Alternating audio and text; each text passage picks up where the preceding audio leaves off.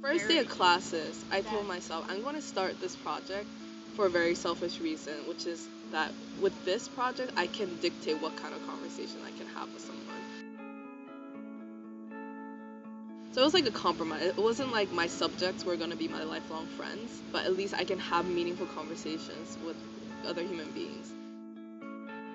I guess I have a natural like love for talking to people if I'm gonna have meaningful conversations. Like I get very excited about that. Whereas some people are more introverted initially, and then when they get to know someone, they talk out. More and more I did it, it was amazing how I was sucked into the process and how everyone really did have stories to tell. And I was able to set the mood of the conversation from the first question, which is what's the most important thing in your life.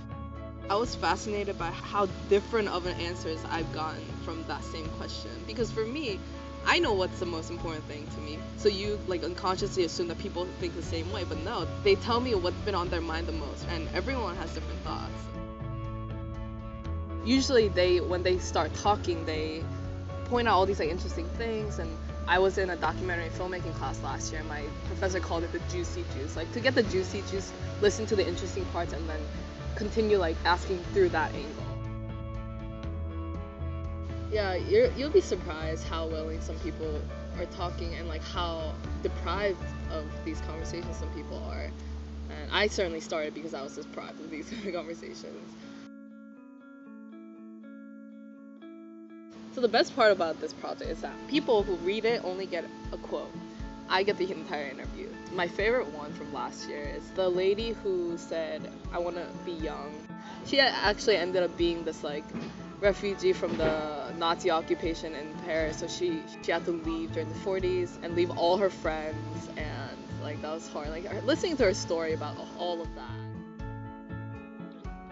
I always take the picture after the interview because my philosophy for Humans of Princeton pictures is that after the conversation, you get a certain image of somebody, of that person. So like whatever you talked about, you kind of like look at that person in a different way than you did when you first approached that person. So even though it's really abstract, I try to capture that. Like I always try to take them as I found them. I don't ask them to pose. I don't make them smile. If they want it, they do. One girl who I was interviewing, she said, so many of my friends like wanted to do it, but like didn't. I was like, why not? And they're like, oh, they're afraid that they don't have anything interesting to say. And for me, my default assumption is that everyone has a story to tell, which has been true for every case. But people don't think that. So I want people to know that the people I choose aren't like emitting interesting vibe to me and I select them. That's not the case at all. I choose you if you're sitting down and alone. Honestly, don't be afraid to think that you have stories to tell, because you do. It's just a matter of how good the questions are that are being asked.